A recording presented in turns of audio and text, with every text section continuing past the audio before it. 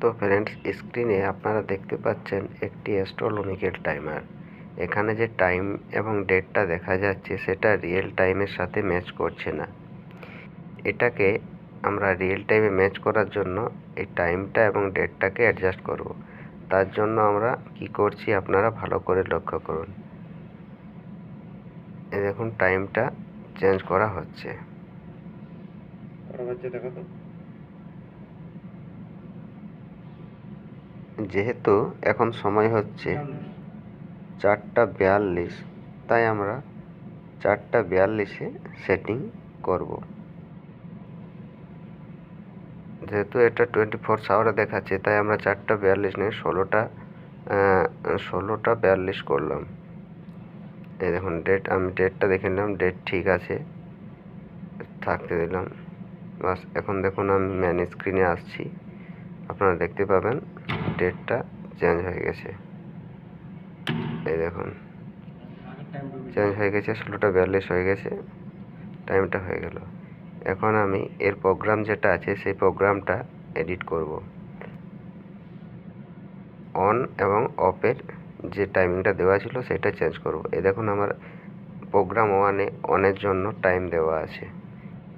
এখানে অনের জন্য সময় দেওয়া ছিল 16:30, অর্থাৎ বিকাল 4:30।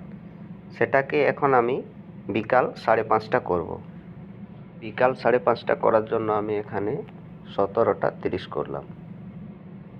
এখন সেভ করার জন্য ওকে বটনটা 7 বার প্রেস করব।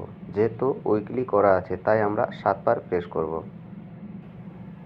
হয়ে গেল। এবার আমি অফ টাইমটাকে অ্যাডজাস্ট করব। 2 নম্বর নিয়ে এলাম। এখানে অফের সময়টা সকাল 6:30টায় করা আছে, সেটাকে আমি সকাল 6:15 করব।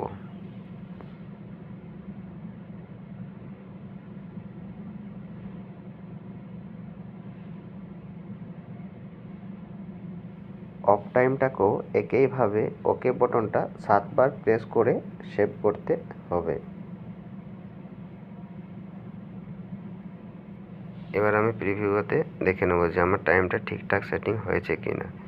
এটা প্রথমে আমি দেখছি আমি যে অ্যাস্ট্রো টাইমারটা বাদ দিয়ে অফ করা আছে কিনা, কারণ যেহেতু এটা প্রোগ্রামিং মোডে দিলাম, তো এই দেখুন অ্যাস্ট্রো টাইমার আমার অফ করা আছে। এটা এখন প্রোগ্রামিংয়ে দিলাম, প্রোগ্রামিং মোডে চলবে, অর্থাৎ অন এবং অফের যে টাইম দিয়েছি সেই অনুসারেই আমার টাইমার অন এবং অফ হবে। আমি এখন চেক করব। চেক করার জন্য ভিউ বা প্রিভিউ গেলাম। 1 নম্বর অনের জন্য দেখলাম টাইম